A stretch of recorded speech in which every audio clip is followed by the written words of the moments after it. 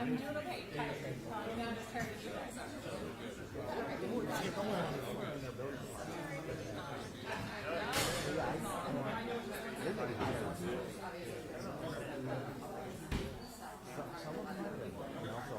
But I know there were at least two in the stadium.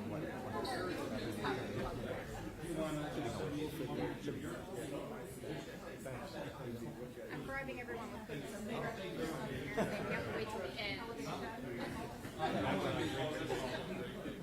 More responsibility. You're already there.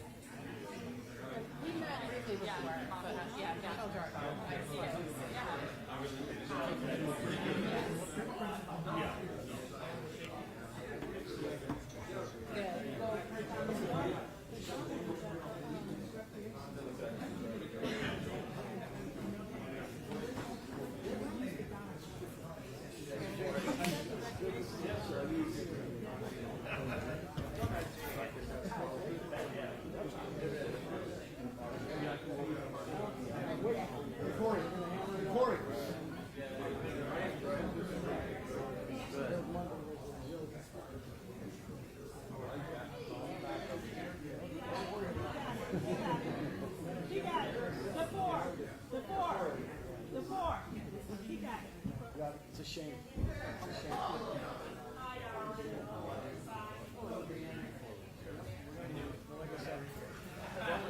Together at my place. Again, I keep my too many facial emotions going on up here. How you guys doing? Great. Dave. I apologize. How are you, sir? I'm with the Browns. Yeah. I just missed that thing yesterday. I thought I was going to get on this. It didn't.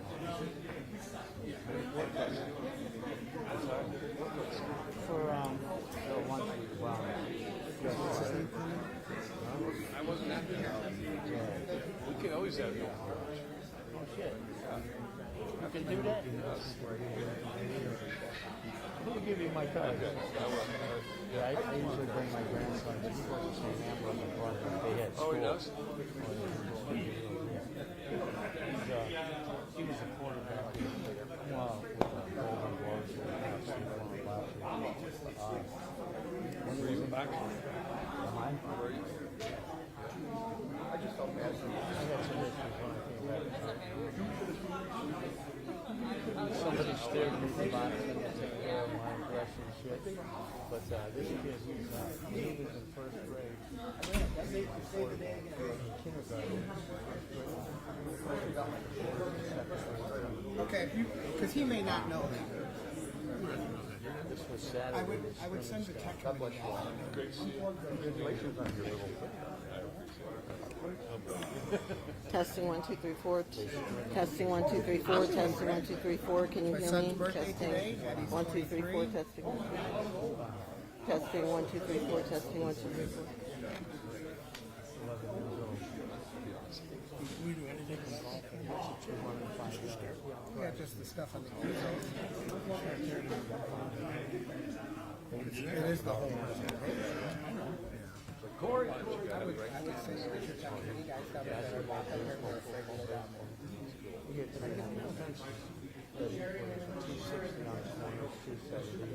Hey, Carol, you have your options to have the cameras here, or you have the option to have the camera here. Is it something where we have one signal on one of them or both of them? Okay, thank you. That'll be an honor. They did use the dongle earlier, and everything was working. Oh, because we had a presentation. Okay. Who set up for that? Somebody from Rex. Because they were asking me about the dongle and they forgot that they had it.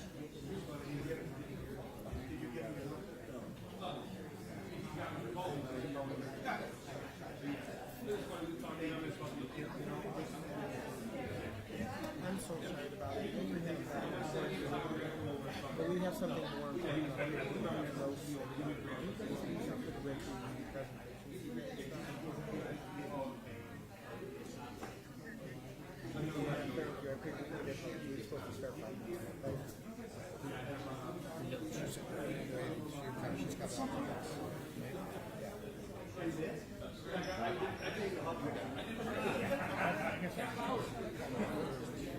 You don't want people stopping. I would rather just start it.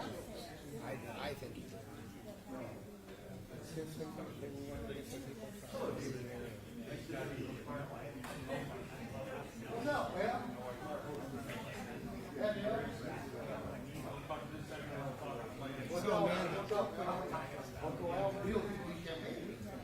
the fact that it's not showing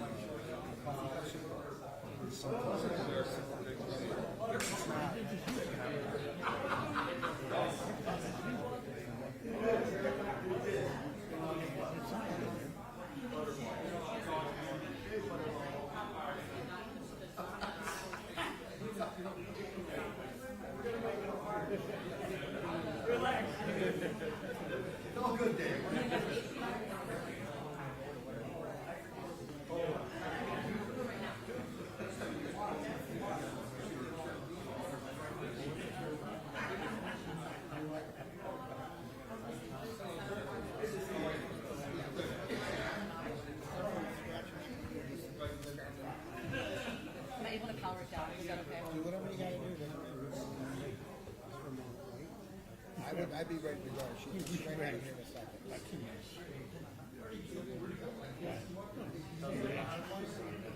They use the dongle today. I wouldn't have technicians up here when you're doing this presentation. Yeah, press It'll look really, right now they're generating fake news. I just heard the screen. Generating fake news. You got the one lady going on trying to find you and saying, "Hey, stuff like that." What I do is just this. Instead of having technicians up here, what there's technical difficulties, we're leaving it worse than what it is. Because Tuesday's news was pretty bad after that. It was bad. And yeah, well, it's allowed. So I shut it off.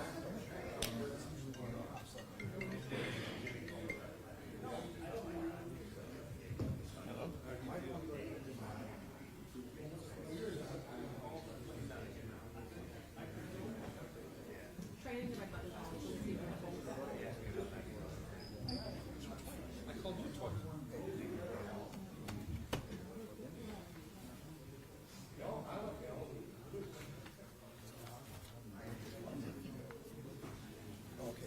Now, one thing you said to me, I didn't even get the agenda for tonight either. What's the agenda tonight? What's the agenda? It's right down there.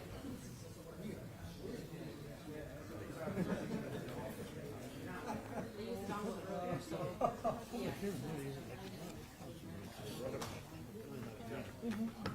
Okay, listen, if you don't have a signal, then what is that to go with? Hi, Paul. Are them houses on Brookview? Hi, Paul. Click on your little thing. They do. They put the water over there and change a couple colors.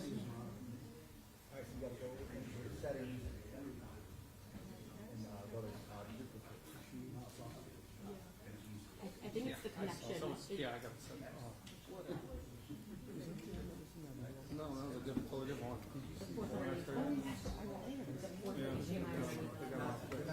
What's that? Yeah. I don't know. That was my monitor. Are you in the HDMI? Corey just moved it, yeah. Corey just moved what? The HDMI in, that one went on. That went off again. Okay, Corey. He's on it. Corey. Guys. Corey. Just go down. Hey, Amanda, you go and take charge, please. If you could. Corey, you're wiggling the wire. Everybody's trying to get your attention. It was coming out. She's going to just take over.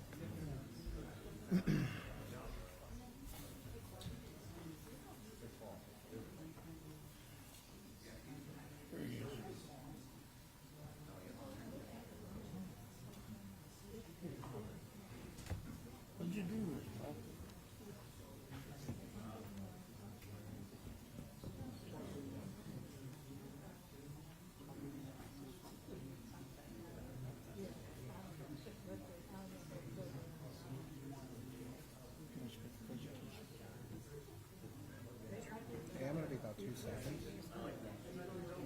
And listen, if you can find out who was doing presentations over here at the rec center today, because we have the largest meeting on the history of the city of Chicago and all the fitness and stuff. So if you can find the stuff that we actually go online and show videos and stuff, I gotta get going up on the days, it's just if you can find it out by tomorrow, see who is on there. That'd be great. I gotta go. The task force was here because when I came in for basketball, they was asking for a website. The DWI task force. So that's, I just asked them, you find out who's touching stuff. Are we okay, Paul? Paul? Looks like she's got a bad cave. Okay. Cave, it's a bad cave.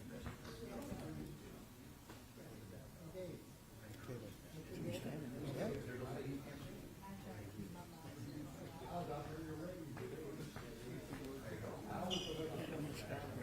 Yes. Good evening, everyone. Welcome to the Brook Park public hearing in reference to an ordinance enacting Chapter 1128 of the Brook Park Codified Ordinance entitled Planned Unit Development District.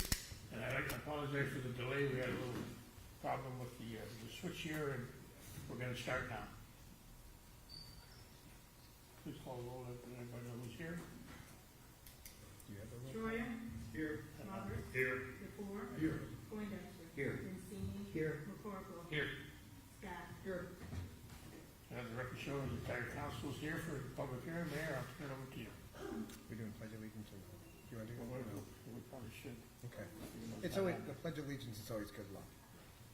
Please rise for the pledge of allegiance. Be polite.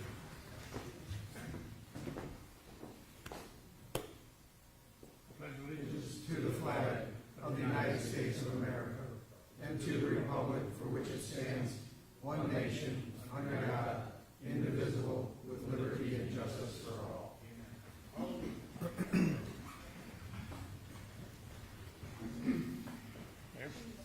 Thank you very much, Mr. Council President.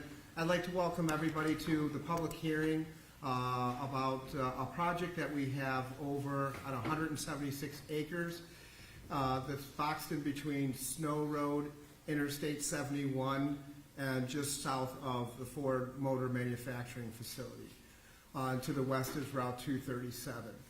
The project, I think, has gotten a lot of media's attention. There's a lot of attractive things about this project and the fact that we are going to be able to deliver a world-class year-round facility for Northeast Ohio and the first of its kind for the state of Ohio. So it's an exciting project.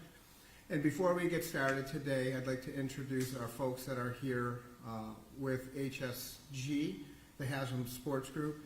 We have the president, David Jenkins is here, Monica Lentz is here, Ted Tywog's here, Peter, John Baptiste is here as well too. They're here to be able to help present, and I'll be honest, it's going to be very redundant. A lot of people have already seen a lot of the videos, they've seen the slides, and most people do have a pretty good idea of what this project's about. Before we get started with the presentation, I do want to be able to answer a few of the questions that I've received over the last day or two. And one of the issues was that what's going on with the height of the stadium. With that, everything is being worked out, and I know that some of you may have some questions about that. I will just tell you that when you talk about extensive due diligence, the team, HSG, the City of Brook Park, we've worked extensively with the attention of detail, obviously starting with the height of the building and moving ourselves forward to what upgrades needed to happen in and around our highway system, which we all know is a very good highway system, as we had probably 16,000 people in and out of the city every single day, 7 days a week, for 50 years. We don't have that same volume today because of automation, but we still pump out the same amount of motors at Ford Motor Company, approximately just a little bit under 800,000 motors a year. So with that said, more due diligence is happening, obviously, to rectify that and I have 1,000% confidence that this project will be a go here in the city of Brook Park. As I stated on Tuesday, I have a new motivation since last Friday about this project. We're going to continue to work hard, work cheerfully, and make this a reality here. The other issue that I'd like to discuss that has come up over the last day or two, I won't say which news agency it was, but it was a certain local news agency here that reports that there is not enough adequate parking for this project here.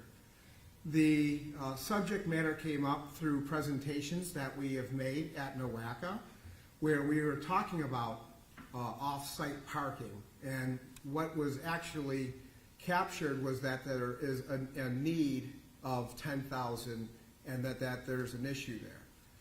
Brook Park Road is a state highway, 4 lanes, that is going to be resurfaced in a major project 2027, possibly in 2028 if our engineer has his way. He wants to make sure that that road gets reworked after the construction of the new Dome Stadium and mixed use. But also within Brook Park, we have a heavy amount of industrial parkways. For some folks, they want to see some facts, not that we can share tax information, individual tax information, but you can see a line item for our budget. And currently, and Finance Director, correct me if I'm wrong, I believe 70% of our revenue that we bring into this community is through income tax.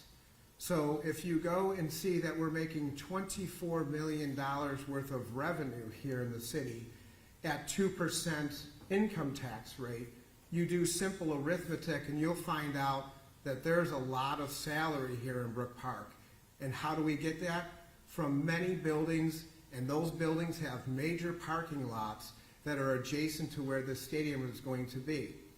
Furthermore, we have also shared publicly, which was not reported, that we are working with our business owners on West 164th, West 161st, and Brook Park Road, and letting them know, whether they want it or not, we will be looking to update and amend current zoning laws that we have for our U5 and U7 areas, where we will introduce entertainment parking to those facilities. And I've given this example out before. It wasn't reported, so I'll just make sure I say it again, and hopefully everybody can understand, especially our lovely residents from Ward 3 that are here today that may have had a concern about this. I will explain that.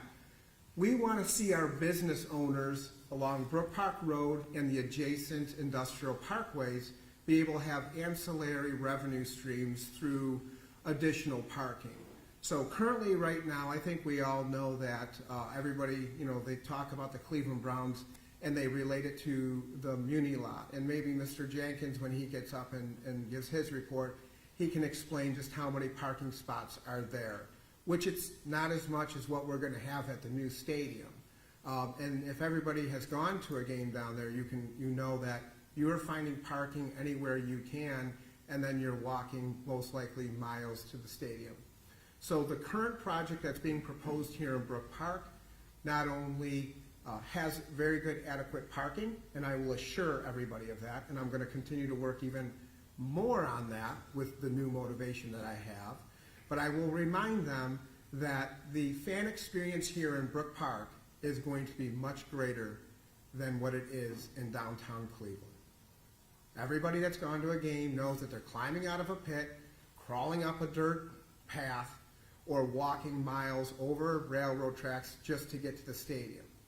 So wanted to make sure that we talked about those two items that were in the news today, and I hope that our city council members who have been on this project since day one will help, and they have. And I want to thank City Council for being able to help explain and control the true narrative of this project here.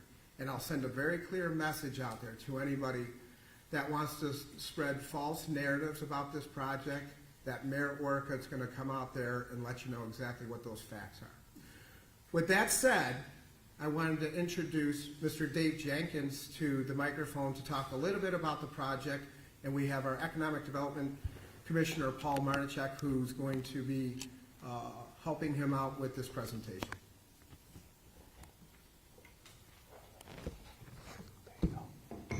Thank you. Thank you, Mr. Mayor, Mr. Council President. Sorry, it's preseason. Preseason. All of City Administration, on behalf of Haslam Source Group, thanks for having us tonight for another opportunity to continue to collaborate on delivering this transformative project for Brook Park and Northeast Ohio. I'm going to take a little bit of time tonight to walk us through the presentation. This slide here actually is a nice slide to get a quick overview of what we're hoping to do, what we're going to do. As the mayor alluded to earlier, this is 176 acres right at the intersection of Snow Road and Engle Road. What you see here is a $2.4 billion stadium and a $1 billion mixed-use development, and we'll get a bit more into the details of the development in a little bit. The plan is to start moving dirt this fall, really with more of a ceremonial groundbreaking this spring. And we're going to open a substantial amount of that $1 billion mixed-use development at the same time as the stadium in the fall of the summer of 2029. So that'll trail about 12 months from a construction perspective, but there's a lot of activity that's about to start. 5,000 construction jobs, 5,000 full-time jobs, and we're super excited about what this is going to do. So I think we can go to the next slide. Got a little bit of a video, right? So here it is. You're going to see the main entrance to the mixed-use development coming through this main thoroughfare to the stadium. You'll see a pretty large plaza outside the stadium. Believe it or not, you could put another football field on that plaza. So lots of ways to activate the plaza for the community. Here's the view flying into the airport or leaving the airport. It's the first thing you see coming to Northeast Ohio. It's the last thing you see when you leave. It's going to be an incredible front door for the region. Great visibility from 71, one of the main, obviously, transportation thoroughfares in the region. You'll see the substantial amount of parking around the stadium. Roughly 12,000 parking spots around the stadium in immediate proximity. In contrast, the Muni lot is roughly 2,000 spots. We control maybe 1,000, 1,500 spots around the stadium right now. Here's where it's just showing you the diversity, the ability to program this plaza, whether it's on game day, any other day of the week, farmer market type situation, a winter wonder playland here, and then also an ability to program it when you're having a large scale event inside the stadium. So a real way to bring the community together. And then here we are coming through the new version of the Muni lot, the dog pound zone entrance right into their section. What we're trying to really do is create experiences for all types of fans. So, and then there you see the bowl. So glass-like roof protects the building year round, which creates a significant ability to drive real activity in the building. Any questions on what we saw in the video before I break it down just from a statistics perspective? This slide just details the overall programming. So we're going to start out with 2 hotels, a total of 450 keys, 450 rooms between the 2 hotels.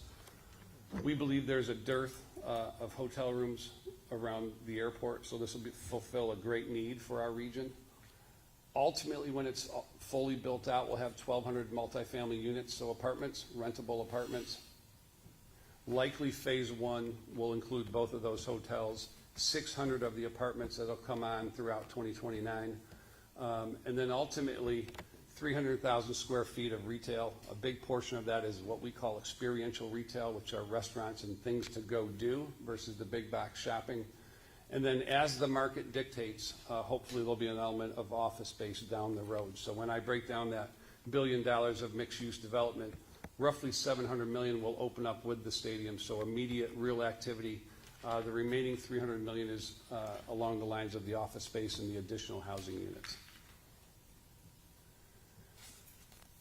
So this kind of got ahead of myself a little there, but this really shows how the phasing of the retail, of the mixed-use development will happen The red line identifies, within the red line is all the things that are gonna open in 2029. And then what you see outside of the red line is what will happen on, later on. And then just a couple renderings. Streetscapes. You know, we're 100 feet into the ground, roughly, 150 feet above grade. So it'll have an imposing presence, but not overly. 68,000 seats. The first row is the closest to the field in the NFL. The last row is the closest last row to the field. So tremendous experiences for all attendees.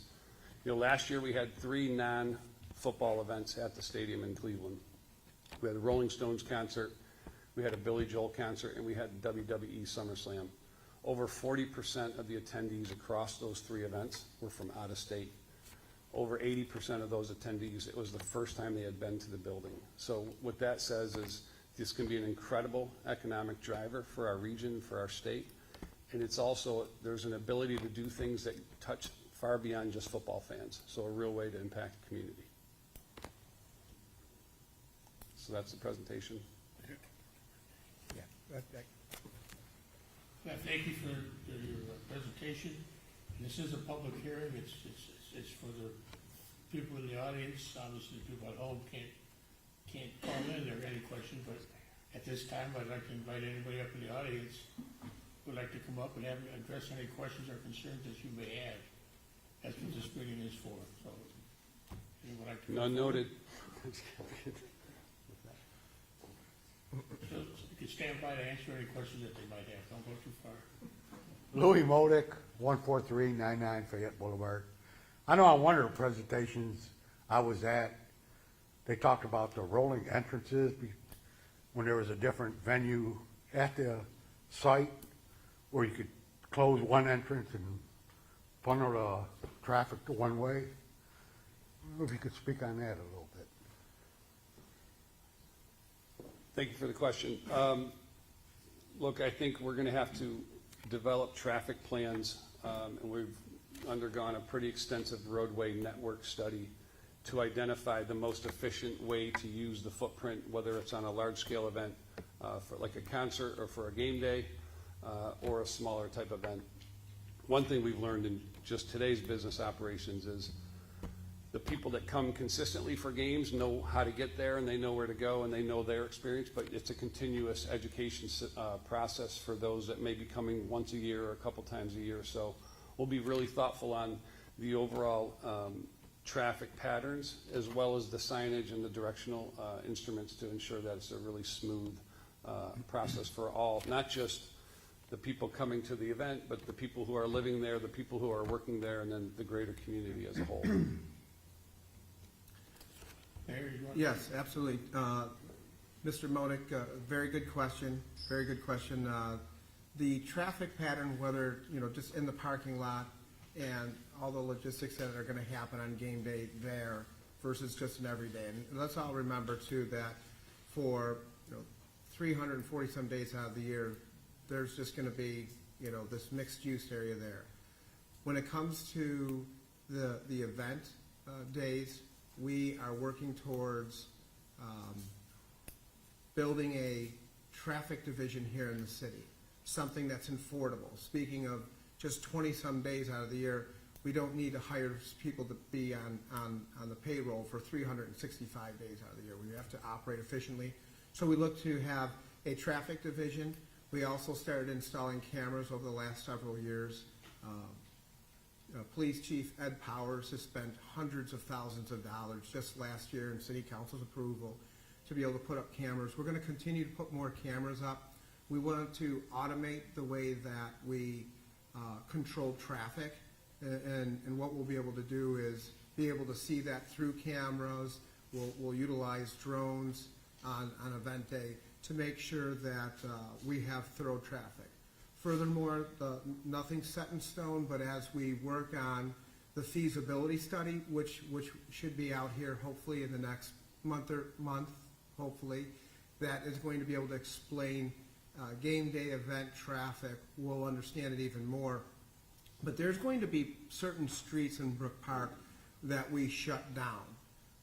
Hummel Road, for example, at Angle, right before the railroad tracks, or I should say just east of the railroad tracks by Shelby, there won't be any thorough traffic there. We're building protection for our neighborhoods now in the way that we'll have traffic patterns. We're not complete with how Angle Road will work, but we certainly want to make sure we protect at Glenway and the cut-throughs of Sylvia Drive over there. That's going to be very important to us.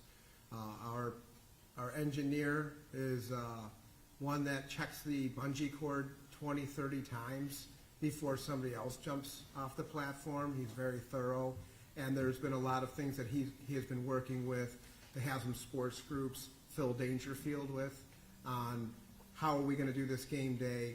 Are we going to shut down this other road and try to have, because we're not just talking about traffic patterns and how it's going to be right at the stadium or to protect our neighborhoods.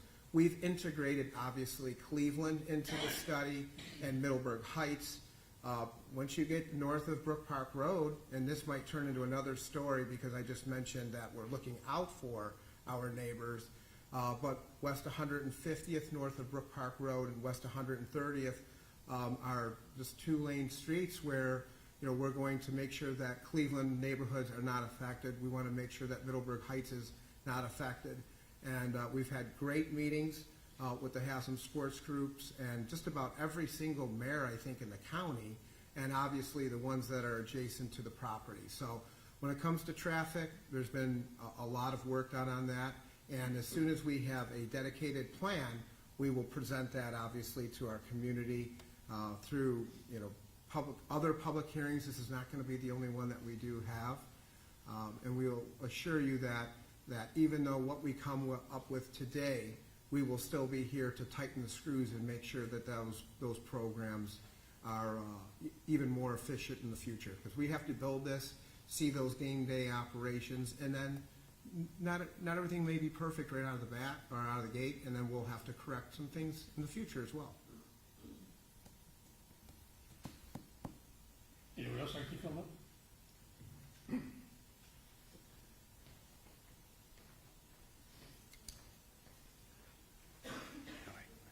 Good evening.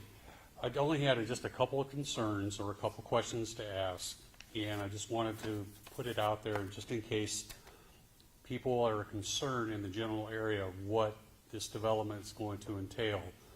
One part I was always looking at is around our city, there's always a drive to mitigate the water intrusions into certain areas through our program.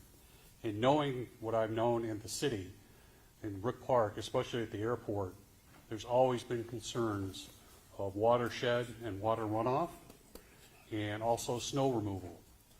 And the last question I have is basically, will the RTA, will they get involved in being proactive to actually help to your question about bringing people in? Thank you. Sir, before you leave the microphone, I'll get you the answer to your question, but could you state your name and address for the record, please? Jay Hayes. I'm at Kathleen Drive, 13630 Kathleen Drive. Thank you. Thank you. Mayor, you want to answer it? Absolutely. So I think we're going to need, great question, Mr. Hayes. Fantastic question. My number one subject in the city, and it was my rise to unpopular fame on flooding days, where I would get beat up every single time it rained a lot. All the hard work that we've put in, that our service director and engineers put into flooding mitigation just recently in the last 3.5 years has brought a lot of success to us. The last thing we'll do is go backwards. So what I'll do is, Mr. Council President, I think to answer that question, what we need to do is we'll have our engineer, Ed Piatek, explain to all of our residents here that we have a zero impact ordinance, and there's things that we have to follow that, as we build things, we have to make sure that they're done properly. And then, Mr. Council President, to answer Mr. Hayes' other question about the RTA, I would think that HSG would be able to handle that question. Thanks, Mayor. Yeah, the HSG is working on a stormwater management plan.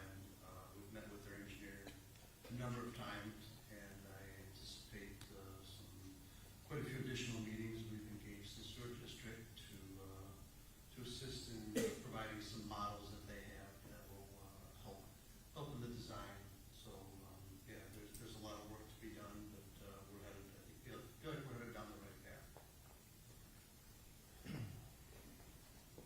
I would just echo that stormwater detention has gotten a lot of attention on our project thus far, and we'll stay at it. With regards to the RTA, thank you again for your questions, Mr. Hayes. We have been in pretty productive dialogue with the RTA about how do we bring mass transit to this site. We've identified a potential area and the related cost to build a platform on the west side of the site where the tracks are. That would essentially, if you're looking at the photo here, be just above or just a little to the left of the state, just above the stadium. So a great way for not just fans, but our game day workers too, to give them a really easy, simple way to get to the building. And also to move a substantial amount of fans. So there's the station, of course, on Brook Park Road. It's about 3,000 feet from the building, but we think there's also a way to do something here that could be really beneficial for, again, fans, employees, attendees, et cetera. Right here. If I can. Yeah, and furthermore, to just to talk about the RTA as well, a little bit more of that.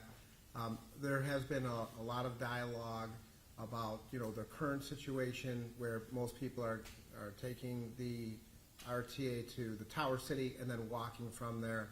And it's about equal distance from Tower City to the current stadium versus what we have in one of the, if it's not the busiest RTA station on Brook Park Road here in Brook Park. It's about the same distance right now. So there is a lot of discussions all the way down to the detail of, you know, hey, is it even worth us having shuttles that will just be sitting in traffic? The pedestrians will probably get there quicker at times. We'll know more of that information once the feasibility study is done.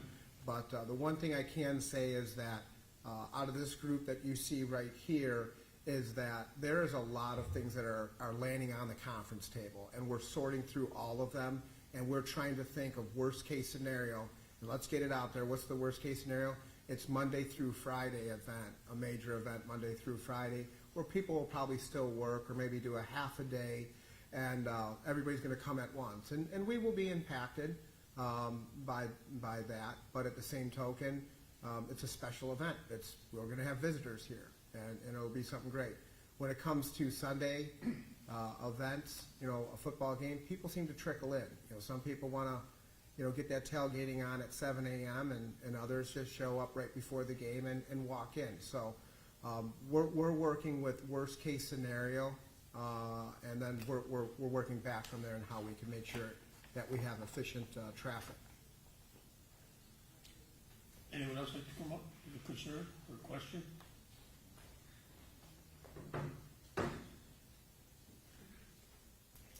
Albert Wolf, 5880 Wingwood Drive, and I didn't break the chair. I was just kind of moving around. I don't necessarily have a question or a concern, a little bit of a concern. My mind, as far as construction goes, as far as an erector set. That's what I can understand. This thing is 1,000,000 times bigger than an erector set, and there's a ton of things that I don't understand. But I have faith in the people here in this room, our city council, our city government, Brian, Ed, and the Haslam Group, to do the right thing and to build this and do it right. And I have to have that faith because this is just monstrous. I just don't understand all of it. I can't comprehend it. And I'm sure every step is being taken and every concern is being answered as best as it can be done. And I just would appreciate, and I do appreciate, the city and the Haslam Group being forward when something comes up, as the mayor did with I want to say false report on the parking, come out and say, hey, wait a minute, this is the way it really is. And I count on all these people up here in the Haslam Group to, when these kind of things come out, to tell us, no, wait a minute, that's not the way it is. Because again, I just can't comprehend this gigantic project. I'm looking forward to it. I live right there at Snow Road and right at the, I don't know how you call it, right at the edge of it. And I know there's going to be a little inconvenience, the construction and that, but I think in the end it's going to be a great thing for our city. Thank you.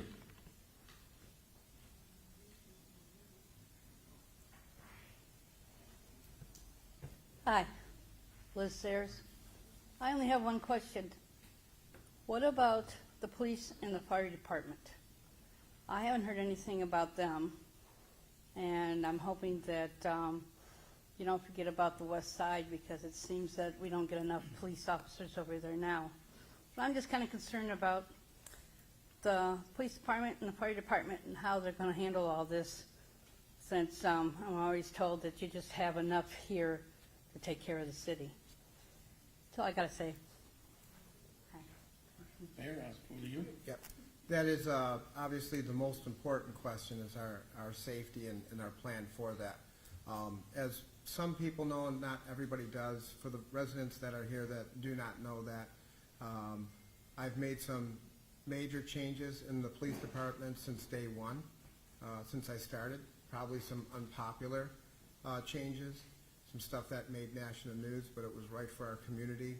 And 3.5 years later, here we are, the 8th safest city in the state of Ohio out of 2,486. We have put, not we, when I say we, the community, in the good faith of our fiduciary folks up here that are saying, let's go and put money into the safety buildings. These folks up here have approved budgets which have put hundreds of thousands of dollars into our police and fire.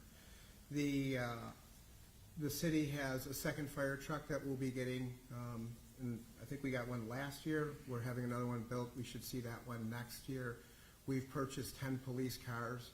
We purchased 10 cameras that were installed probably somewhere around 8 months ago throughout the city. So we continue to invest in our police department. We've hired more police and fire this administration than in a long time. I think we had somewhere around 24, 25 firefighters when I started, and we've added 7 more. We've invested quite a bit. Same with police. We've invested in the police, not only through equipment, but with personnel. We've brought more people on. So we like the pattern that we're on. We think we've done a very good job with our police and fire department. And Ms. Sayers, we're going to continue to do that. That's the focus here. And we're going to grow it and grow it and grow it. And then we look forward to having these memorandum of understandings or the same policies that are in place today for the current stadium, where inside the curb, the Haslam Sports Group has a bunch of police officers that show up that are not just from Cleveland. They're from outside departments, and we will work very closely with the county and with the state to make sure that there's adequate police presence here for major events, and that will not affect our day-to-day routine police, the police being in areas that they need to be. So over in your area in the West End is very important to us, and we're making, I think, our service director is making some nice capital improvements out over on the far West End with our fire department this fall. So to answer your question and wrap this up is that we will continue to make progress like we have the last 3.5 years. Anyone else like to come up? See no other questions? I'll take a couple of minutes, and members of council, if you have a question, otherwise I'm going to adjourn this meeting. Any questions, comments? Councilman Poindexter. Thank you, Council President. I'd just like to add to or answer some questions from a couple of the members who came up to the microphone, and then I'd like to make a brief statement about this project from my perspective. So I'm going to first address Mr. Wolf. You may not have a very good understanding of the construction of a project of this magnitude, but I know several thousand Cleveland area building trades members who are not only experienced in construction of this nature, but are eager to get going on this project. I can assure you from my own personal experience that we have some of the best craftsmen in the entire world living in our area, and if the project goes forward, it will be built to the best of standards.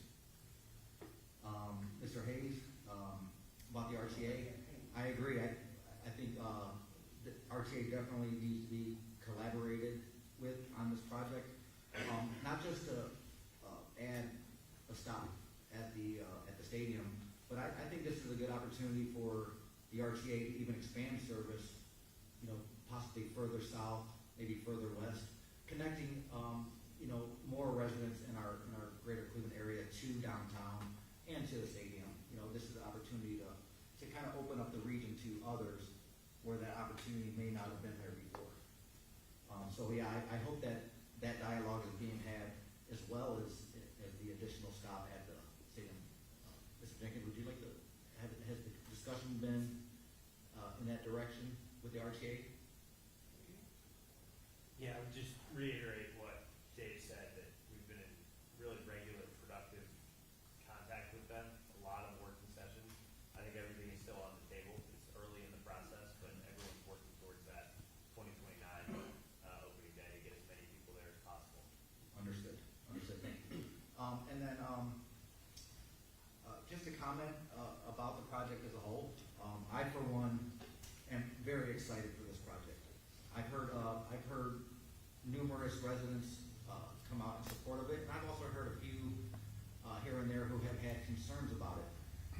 The ones who have reached out to me with concerns about this project, after speaking with them and letting them know, some of the main concerns were like noise, traffic, the usual things that come with development of this nature.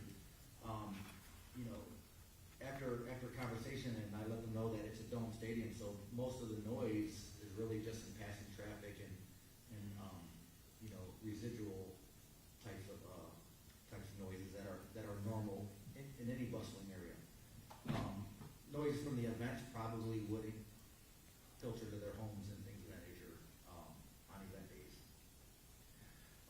So after the conversations and letting them know that their concerns are very real, and it's something that we as council and the mayor's office and the Hazard Sports Group will continue to address as those issues arise.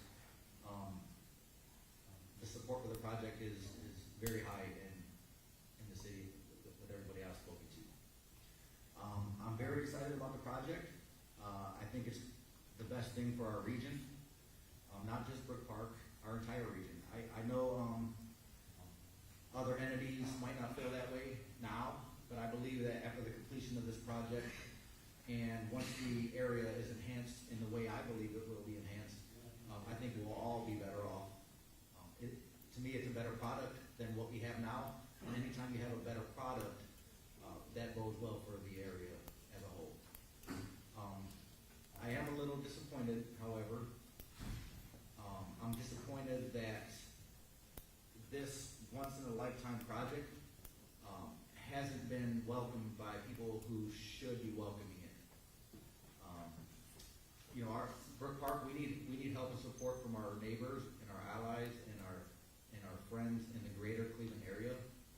And I believe we're part of the greater Cleveland area, but through this process, I feel that some haven't welcomed us into the greater Cleveland area.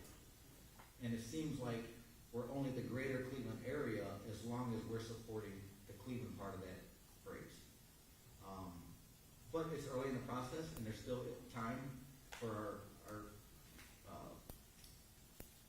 neighboring communities to help us out in our time of need. This is early, but we are not going to be able to do it alone, and we are going to need the help of our community partners. So with that, again, I'm in full favor of this project. I can't wait to cast my vote for it to move the zoning. And Council President, that is all I have. Hey, I just want to remind everybody, this isn't a council meeting, this is a public hearing.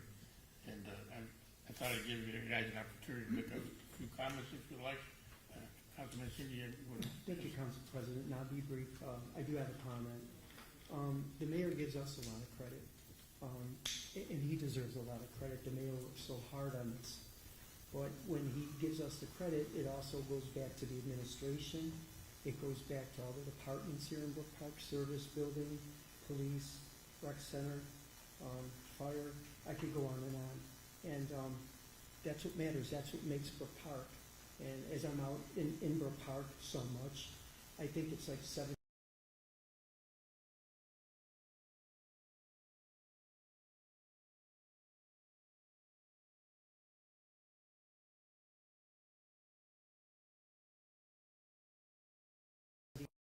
I do believe that, you know, this is so huge and there's so many moving parts, and I've said this a million times, that when this is coming, when it's done in 5, 10, 20 years, we could have 50 things that this is perfect, and 50 things we gotta work, or we gotta get that taken care of. And I'm sure we will. I'm sure we will, because one of the first things I said, Council President, was this is like discovering America. As Councilman Poindexter said, it's once in a lifetime. I don't know, I think it's once in a million lifetimes that you could get an opportunity like this, and it's a great one, and we will work hard to make it a great one. So thank you, Mayor, thank you, Council President. We're gonna wrap it up. Yeah, I was, at any time during this meeting so far, I could have called a point of order and said we're supposed to be talking about the rezoning, and none of that was about the rezoning. Well, Let's move on, thank you. point of order would not be accepted anyway, because this is a public hearing and not a council meeting, but, Mayor, I'm gonna adjourn this meeting, because we do have a meeting immediately following. Thank you for the presentation, and thank you for everyone who came, and the questions were actually very good, and I believe the answers really hit the nail on the head. So I can't say we hit a home run, because that's baseball, but I think you scored a touchdown there. And this meeting stands adjourned. Thank you. So out of the 70-20 math, does that mean, is there 10% of the people are with Al Wolf that are George Michael's fans that just believe that they gotta have faith, right? Yeah, you missed the 10%. You did good. Yeah, thank you. Anybody like a cookie from my shop? There's some on the back table. Fortune's cookies. Help yourself.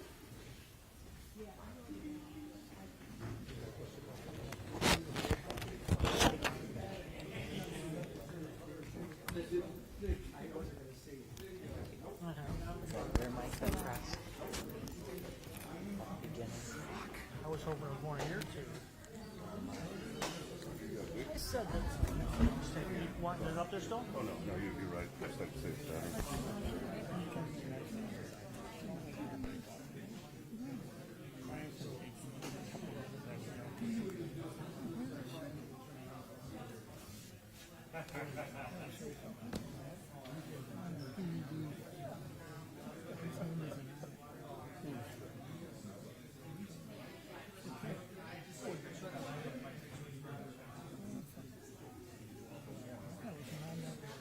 You got Intermission.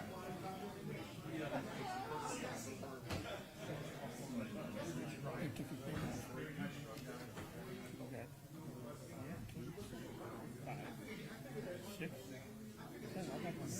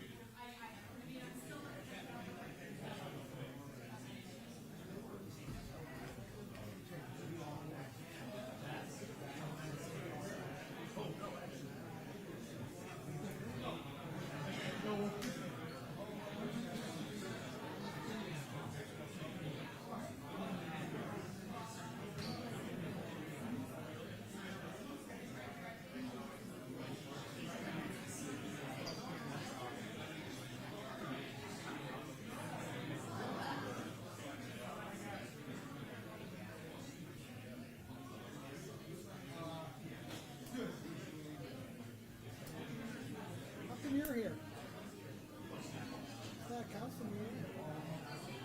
You haven't done that. Why were you here before? It was a public hearing. You didn't have to be here.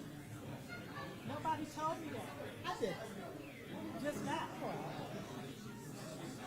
A whole meeting too late.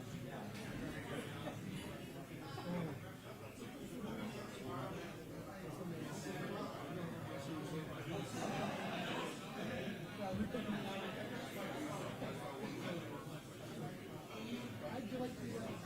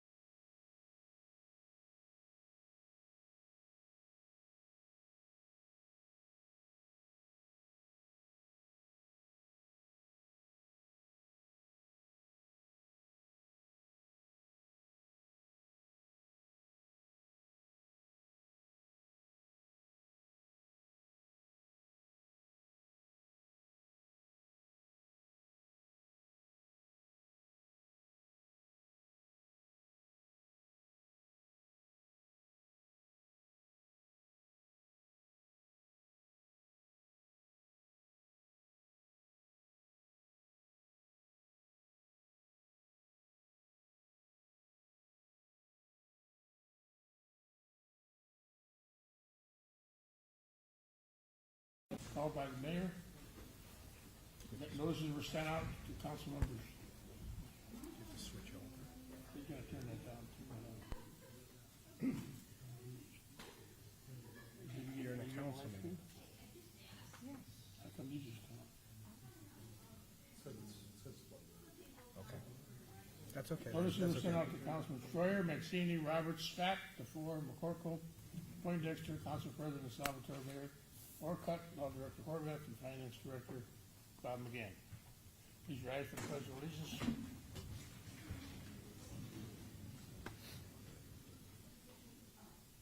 I pledge Allegiance to the flag of the United States of America and to the republic for which it stands, one nation, under God, indivisible, with liberty and justice for all.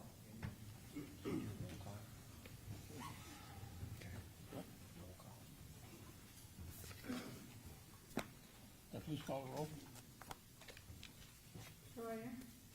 Present. Roberts. Here. DeFore. Here. Poindexter. Here. Maxini. Here. McCorkle. Here. Scott. Here. At this time, we'll open up the floor for remarks from the audience. We only have one item on tonight's agenda, and it's the only item that can be discussed at this meeting. Anybody has any comments or concerns, now's the time to do it. Seeing no one coming, we'll move the agenda. So we'll move to items on third reading of ordinances and resolutions.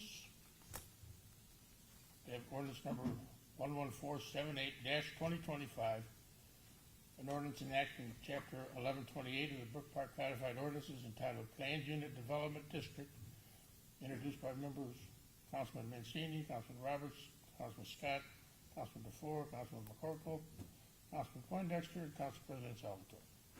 Council President, Yes, sir. at this time, it would be my great honor to make a motion that we approve this item. Support.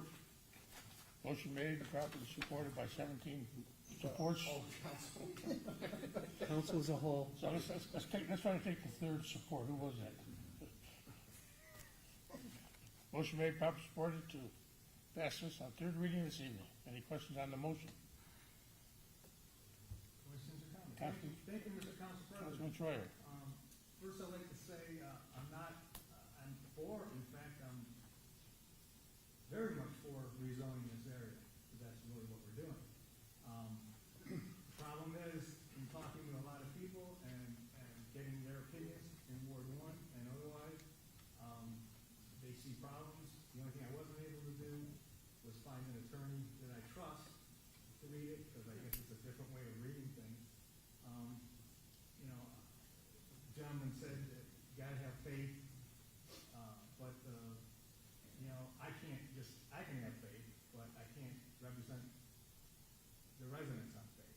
I see, I'm not against the dome, especially with the way it looks, but that's not guaranteed, any renderings under this zoning ordinance. So I'm unable to vote in this present form the way this is.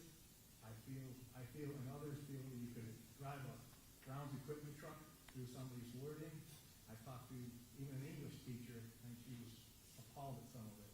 So I think it needs more work. I think it could be done right, but I just can't vote for this. I would vote for the right rezoning, mixed use, because I think it should happen. The other problems I have is that this is geared just for this entity, and getting the faith, only, you should, thou shalt have no other God. And I don't. And just because, there's a lot of green available here, doesn't mean I'm gonna give up the rights of Brook Park and the representation of the people. And I think that's what this does. And like I said, from day one, when we passed that resolution, I'm for this. I'm not gonna give up the farm for a shiny red tractor, and I believe this is the start of that. I feel that the way this is going down, and we got some great information today, actually writing, but some more information. We got some, it's trickling out. But the problem is, I feel like it's almost like a big piece of cheese on a mousetrap. We're nibbling at it, and we're doing what we can. We're going along to get it done because we want it. We all want it. And then at some point, we're gonna nibble a little too much, and we're gonna find out we might have made a mistake. So the way this reads, I cannot be for it. And my Ward 1 residents that I talk to feel the same way, and that's what I have to follow. So thank you. We have a motion on the floor, properly supported. Please call the roll. Poindexter, Yes. Roberts, Yes. Schreier, No. DeFore, Yes. Mancini, Yes. McCorkle. Yes. Scott. Yes. Ordinance number 11478-2025 has passed 6-1 on third reading.